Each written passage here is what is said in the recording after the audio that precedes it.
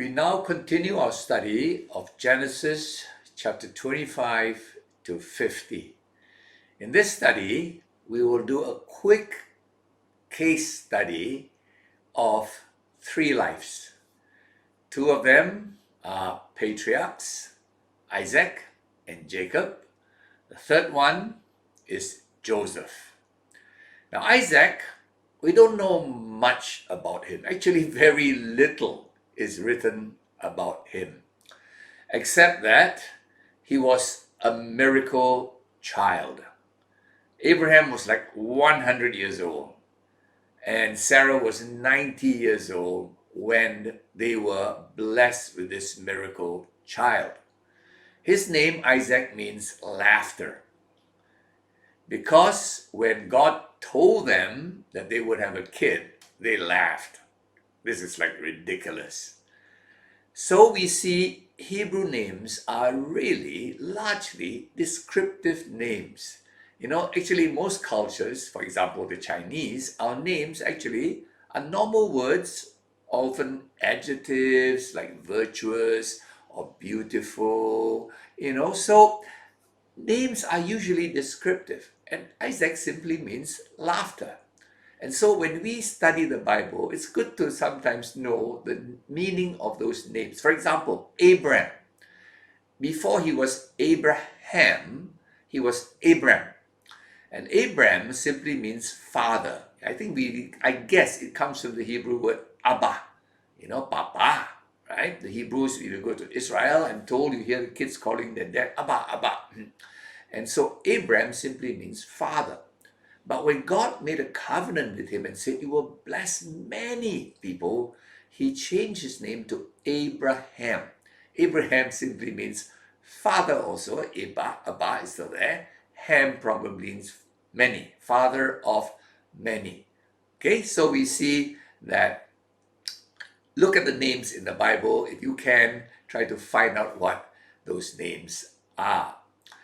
Now, not much about his life. Of course, that amazing episode at Mount Moriah where he willingly was allowed his father to offer him as a burnt sacrifice. That is quite amazing. It is supernatural, I'll put it that way. How God worked it out, I don't know.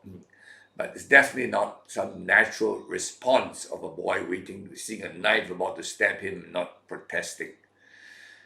Maybe the only lesson I would say at this point we would take out from Isaac's life, a case study of Isaac's life, is that he made a common mistake that many in the Bible make and many in our lives make, and that was he had favoritism towards his kids. Now God blessed Isaac with two kids, a pair of twins, non-identical. One was Esau, the elder, and the younger was Jacob. And the Bible says very clearly, Isaac loved Esau, and his wife, Rachel, loved Jacob.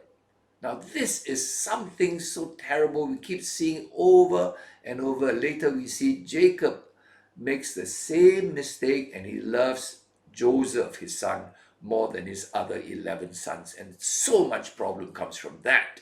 So we learn one thing, that it's so natural to like a certain person, even among our kids. There's a certain chemistry we have with certain kids, certain thing about the character that suits us. For example, it says Isaac loved to eat venison, and Esau was a hunter. So, there was that affinity, and he loved Esau. See, when we love our kid, one kid more than the other, and that's quite natural, we must never show it. Right? Because that will cause sibling rivalry. And in this case, early on we saw sibling rivalry between Isaac and Ishmael. How that has continued for 4,000 years. Here we see sibling rivalry between the descendants of Isaac's two twins. Jacob, father of the Israelites, and Esau, father of the Edomites. And as we read the history of Israel, there's a lot of fighting between them. Thankfully, the fighting has stopped, not because they became friends, but because there are no more Edomites. The last Edomite that we know recorded in the Bible is Herod, King Herod. He was an Edomite. All right. So we see, please be careful. Case study, we see a lot of problems from sibling rivalry caused by parental visible favoritism. If you have like one kid more than another, never mention it, never show it, right? It's something personal in your heart. Both are your kids, love them, and don't cause sibling rivalry. Now, we move on from Isaac. That was a very quick case study of Isaac. We move on to Jacob. Now, if you compare the two characters, the father and son, Isaac, we can say he was a bland person. Nothing much about him is written. Jacob, on the other hand, a lot is written about him. He's a very colorful person. Jacob was the younger of the two twins, right? Esau and Jacob, Isaac's two kids. But God favored Jacob over Esau. And then we see this over and over again. In a sense, Isaac was favored over Ishmael. Ishmael was 13 years older. And Jacob was a few seconds younger than Esau, so he's not the firstborn, but yet God favored him. And you see this in the Bible. I think God wants to teach us the truth that we have no natural right to claim God's favor, right? Every one of us has no natural right. We get God's favor because of His grace, because of His goodness, not because we are older or smarter or things like that. Okay, so Jacob the younger, from the very beginning, showed his character. He grabbed the heel, in the womb, he grabbed the heel of Esau, as it were, not allowing Esau to come out before him. You know, babies usually come out head first. He grabbed the heel, like preventing Esau from coming out. And his name is very interesting. The name Jacob means supplanter. Always say grabber of other people's things. He liked to grab what was not his. So the name Jacob simply means a supplanter, a grabber of things not his. Later on, we see his character showed through when he and his older brother had a dealing. One day, his older brother Esau was so hungry, and Esau was starving, and Jacob had a bowl of porridge, and his brother said, give it to me. And Jacob said, I will give it to you if you will give me your birthright. That means let me be rightfully the firstborn. So in a moment of opportunity, he grabbed his brother's birthright. Then when his father was getting old and with a cataract, probably getting blind, and his papa Isaac wanted to bless his kids, he deceived his blind father and said he was Esau, and he got the blessings of the father for the elder son. So he got Esau's blessings by deceiving his father. Can you imagine what kind of character he is? Now, after this event, the Bible tells us he had to flee from Esau because Esau was about to kill him. You see the kind of family feud. Okay? Then he runs off and he looks to his mom's family far away. And then he found a wife, a beautiful girl called Rachel. And then he asked the hand of Rachel from her dad, Laban. And Laban said, sure, I can give you Rachel. But Laban cheated him, and he had to work 7 years, not for Rachel, but he had to, when he thought he got Rachel, in the end, Laban gave him the other daughter, Leah. Now, this is payback time. He had deceived so many people, he finally met his match in Laban, his father-in-law, who was just as big a deceiver as him. So anyway, to cut a long story short, he finally marries two sisters, Leah and Rachel, and he had to work 14 years for these two sisters. Okay? And he finally leaves Laban and goes back. Right? Now, he has certain encounters with God. Very interesting. One encounter found in Genesis 28 is in a dream, he saw a ladder going up to heaven, and the angels of God going up and down this ladder. Okay, in Genesis chapter 28. Now, actually, the Hebrew word for ladder going up and down is not so much the angels walking up the ladder and walking down. It's almost like an escalator. One was on the up escalator, the other angels on the down escalator. They were going up and down, just like in a shopping mall. We go up and down the escalator, as if there was a way between heaven and earth, and angels were just going up and down. It's probably the first escalator design in the world. Now, what is all this about? What is this ladder about?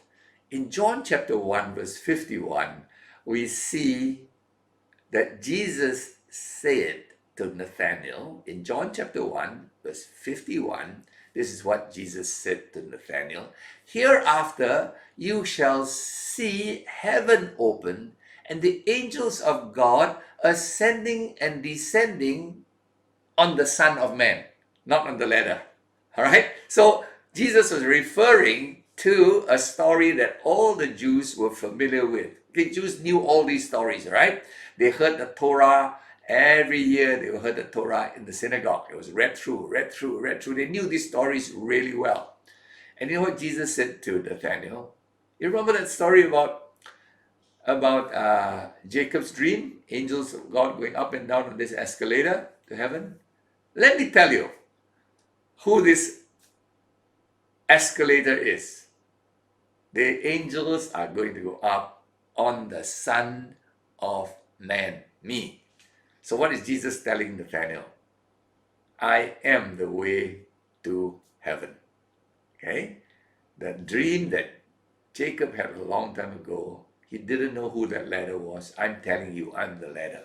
Okay? So I hope you see that little link there between that very unusual story, the unusual dream, and what it actually is a type of 2,000 or 1,500 years later. Okay? In Genesis 31, another interesting story of Jacob. He's got a lot of interesting stories, this guy. Another story says one evening he had to wrestle with someone who came to his tent. And he sensed this was a messenger from God. And he wrestled with possibly what was the pre-incarnate Christ. Christ, before he came in human, became 100% God, 100% man. He came in a form, all right? And he wrestled. I don't know who it is actually, but let's just say he wrestled with this messenger from God, and he would not let this messenger go. He said, "Unless you bless me, I will not let you go." Wow. All right? And the Bible says the wrestling was so intense that the hip of Jacob was dislocated at that time. Now we know that the joint, the most stable joint in the human body, is the hip joint, all right? Because it is a ball and socket joint. It's like so gripped inside. Imagine this is my femur, and this is, it's like that. It almost cannot be pulled out. Almost, we see all kinds of wrestling in WWF and all these things. We don't hear of dislocated hip joints. Sometimes a shoulder is dislocated, elbow, never a hip joint. I've had a dislocated hip joint. Let me tell you, it is unbearable, okay, the pain. But even when he had that, he would not let go, right? He hung on, fighting and fighting. And then, at the end of this, God gave him a new name. He said, "You shall no more be called Jacob. From henceforth, your name shall be Israel." Israel. Right? Always remember when you hear the LLL in the end, that's God. Israel means wrestling with God. It means fighting, contending with God. It can also mean triumphing with God. Okay? So basically, after this battle with God, asking for God's blessings, God, you got to bless me, he took on a new name, that he had now triumphed with God. Now, in spite of all his bad character, his defective, deceitful character, he had one good character. He wanted God's blessings. He really sought for blessings. He wanted his papa's blessings. He wanted God's blessings. And he did his best to get it in the beginning deceitfully, and later he wrestled with God for it. Now, what is the lesson you and I must take away from this case study of Jacob?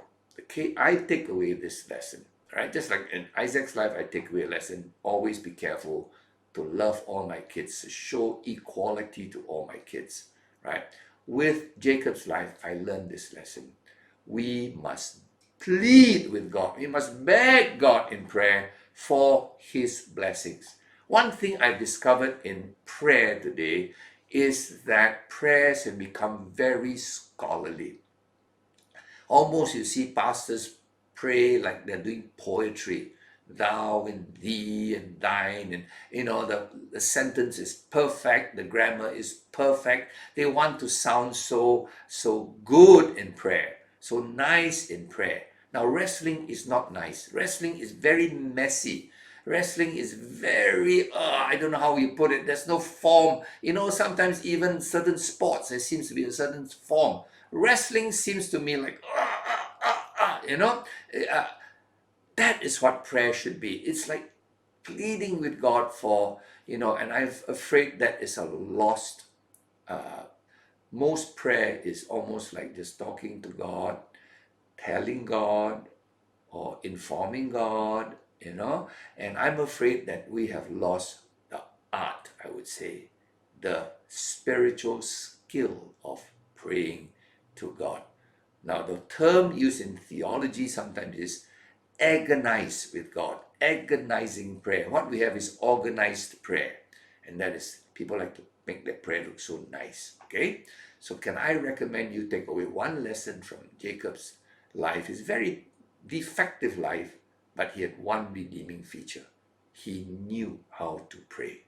And I think if you know how to pray, you will have a totally changed life, as Jacob did. His life was no more the same. He's now called Israel. Now, Jacob left 12 sons. Now, sad to say, they came from 4 women, right? There's 2 wives, and the 2 wives had 2 slaves, and they were 2 sisters, were often competing with each other who could produce the sons, right? How come you got a more son than me? And they told Jacob, go into my slave so you can get a son through my slave. So, you see these 2 sisters in the end became 2 competitors, and very, very terrible marital dynamics in the family. Polygamy always leads to this. Okay, whatever religion allows polygamy, I'm sad to say, whatever they say, you must be fair to all your wives, I don't believe that. I believe that the women will always be fighting, because Genesis chapter 3 said, remember that? When Eve and Adam sinned, this is what God said to Eve: this is your suffering. You will bring forth children in pain, and your desire shall be to your husband. You just want your husband. And these 2 women are fighting for the affection of their husband, and 2 sisters became literally 2 enemies. Sad. Now, the name Israel now became the name of a nation. So Jacob became literally the name, not of a person, but of a nation. Israelites. Today, we use the word Jews. Jews cannot be used at this time. You cannot say these were the Jews. These were not the Jews. These were Israelites. Okay? Why do we today use the term Jews? The term Jews refer to actually one tribe of these 12 kids. These 12 kids became 12 tribes of Israel. But 10 of the tribes were taken into exile earlier. We call them the lost tribes of Israel. We don't know where they are now. They were taken into Assyria and then disappeared from the face of the earth. Okay? The last 2 tribes that were not taken away was Judah and a tiny tribe called Benjamin. Benjamin had been decimated. Later we'll see why. So basically, it was left 10 tribes gone, 2 tribes left, but only one was a major tribe, Judah. And that's where the name Jews come from. So when you say Jews, you don't mean Israelites. Okay? Jews mean the remnant. The ones, not the 10 tribes, they disappeared. They're just the remnant tribe. So today when we say the Jews, we're not talking about this original 12 tribes, one left tribe. Okay, I hope you understand why the name Jew is used today rather than Israelite. Because 10 tribes have so much disappeared from history. Okay. Now we then move on to the next case study of Joseph. Joseph is very well known because the story of the Prince of Egypt has been seen and done over and over again. It's a great human drama.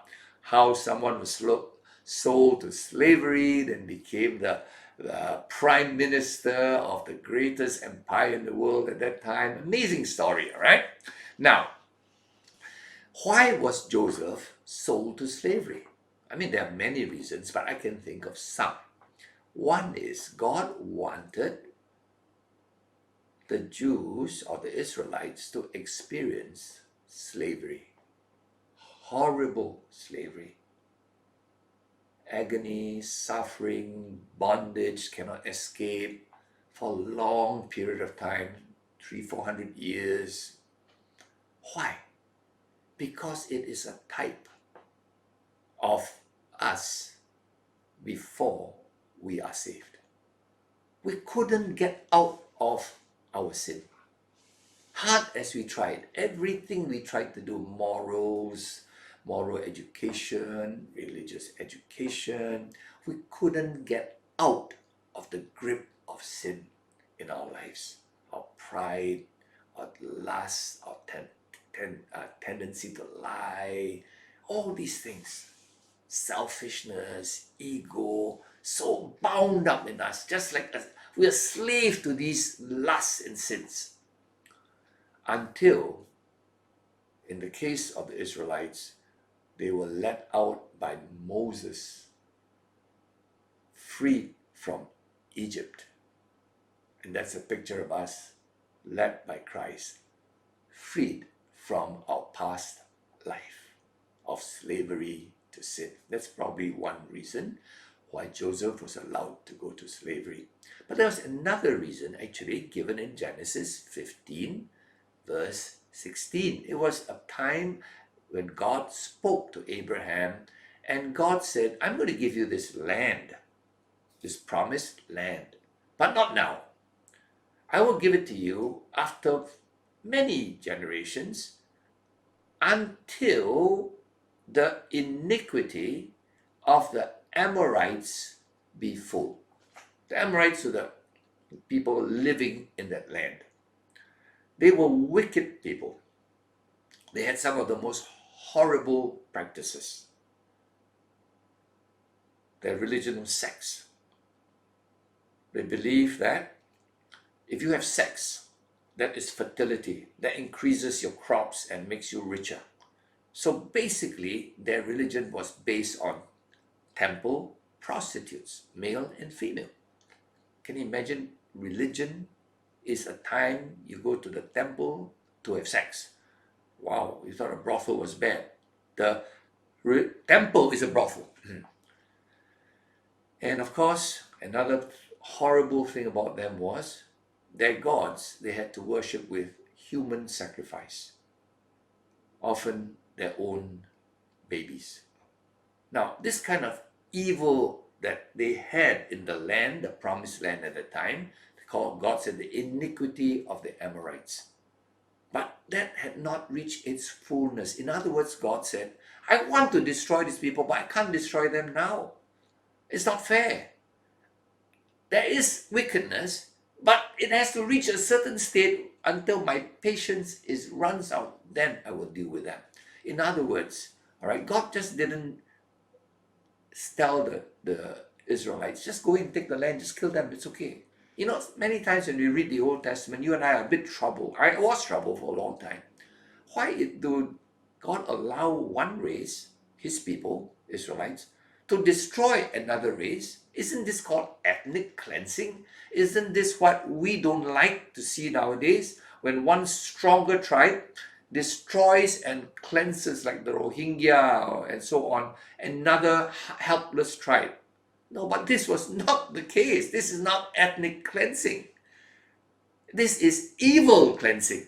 God was not getting rid of one race by another race. God was getting rid of horrendous evil on earth, which should never be allowed on this earth. That you kill, you burn your own babies, you go to say you worship God by having sex with a prostitute. Now, it makes no sense. It should not be allowed. This is a cancer that should not be allowed to spread from the promised land to other lands. So it was not ethnic cleansing. Please don't get it wrong when you read how God used Israelites to destroy these tribes. It's not because it's a racial thing. It is righteousness against gross evil. And yet the evil had to be gross and full. When the iniquity of the Amorites is full, then Israel will go in and take the land. All right, so they were parked, so to speak, they were parked in Egypt to allow the iniquity of the Amorites to be full, and also to have the little tribe of Israel at that time when they moved into Egypt. There were only 70 of them. Imagine 70 of them going to take the promised land. That's not make sense, because the promised land was full of cities, properly built up cities, full of matured farms, etc. 70 people cannot go and occupy that land. So they went to Egypt so that they will grow to numbers. Later on, we'll see 2 to 3 million to fill this land, which makes sense. Okay, so the reason why God allowed them to be in Egypt, why as slaves? Because God wanted them to see, experience a horrible life without God. And then God wanted them to grow to be sufficient numbers to occupy the land. And also, before he could get rid of this race, he had to be fair, that it had to be so wicked that they deserve to be cleansed and removed from the face of this earth. Okay, so I hope you understand why God allowed. Now, Joseph is really a type of Jesus Christ. If you look at his life, there's like no visible sin record. Of course, he's a sinner like all of us, but no visible sin is recorded in the record of his life in the Bible. And then he was always wanting to serve other people, even in prison. The butler, right, and the baker of Pharaoh, he wanted to help them. And then later, when his brothers came to him, the brothers who had sold him to slavery because of jealousy, because of sibling rivalry, he forgave them completely and he helped them. Isn't that a type of Christ? Forgive them, for they know not what they do. He told them, God brought me into Egypt. Not you didn't send me. God brought me into Egypt so that you will have food in the famine. At that time, Egypt had a severe famine, and it's not common in Egypt, as I said before, because of the Nile River. Once in a while, there was a famine in Egypt. Very rare, not common. In fact, in history, just a few times as far as we know. But in Israel, because it's rain-fed, much more common. Now, we end by seeing a prophecy as Jacob is about to die, as Israel is about to die. He calls all his sons to bless them one by one. And then a prophecy is made on his son Judah. And this prophecy, I believe, has a lot of significance for the Israelites. On Judah, it was said, and remember, Judah was the last tribe left, okay? By the time of Jesus, the 10 tribes all disappeared. It was just basically the Jews already at that time. Jesus' time, it was no more Israelites, they were the Jews, okay?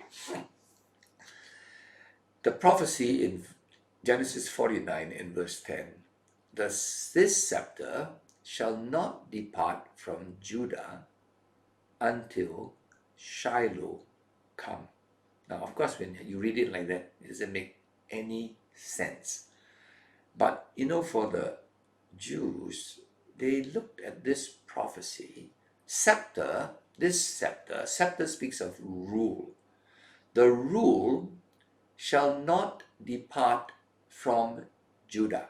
Now, all along, Judah was the last tribe left.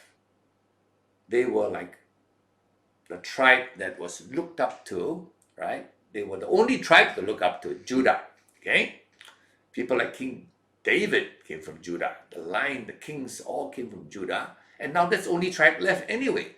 The rule shall not depart, the scepter shall not depart from Judah till Shiloh come. Now, the word Shiloh is kind of mysterious, but it possibly means till the Messiah, the messenger of God, comes. Now, what is this in prophecy? You see, the Jews basically, even after they came back from exile, basically ruled themselves. But just before the coming of Christ, Romans made the Judah, the land that Judah place, that became a Roman province. So there's a Roman province called Judah, and a Roman governor was put to rule the Jews. Now, when the Jews saw this, we are now under Roman rule. You know, when Jesus was born, he was under Roman rule. Oh, the prophecy came. The Shiloh, the Messiah, will come because we don't more rule ourselves. We are ruled by the Romans. Let me repeat it again. Genesis 49:10. The scepter, the rule, shall not depart from Judah. In other words, we used to rule Judah, the Jews used to rule themselves, but then it has departed. The Romans now ruled the province of Judah. Whoa. When Jesus was born, totally under Roman rule. And then the Jews said, the Messiah, Shiloh, shall come because we no more rule ourselves. So there was a kind of anticipation, I think, that when at this time, when the Romans are ruling us, a Messiah will come. Okay? So I hope this helps you a little bit about this prophecy and why there was this anticipation of a Messiah at the time of Christ coming. Now the book ends very sad. The last few lines is, and Joseph was put into a coffin. Okay, so remember the book of Genesis, It began with a beautiful universe being created. God said, very good. It ends with a coffin. I hope you get the picture now, the beautiful way this book is written. Beautiful creation, perfect creation, ends up in a coffin. Wow. This is the story of sin, the fall of man. Okay? Now, after this event, when Joseph goes into the coffin, there's literally a silence from God. The Jews did not hear from God. The Israelites did not hear from God in Egypt. Totally for hundreds of years, possibly 400 years. No voice from God. Prophetic silence. And then Moses comes out and brings them out of Egypt. Wow. Can you see a type? New Testament. 400 years of silence after Malachi. After the book of Malachi was written, there's 400 years of total silence. Not a word from God to his people, to the Jews. And then Christ comes and delivers them from sin and death. See the type? Right? 400 years of silence in Egypt. Moses comes and liberates them from bondage. 400 years of silence after Malachi. And then Jesus comes and delivers us from sin and death. Okay, so we see here all these books. May I recommend this? Listen to them. just as the Jews did. They knew these stories well.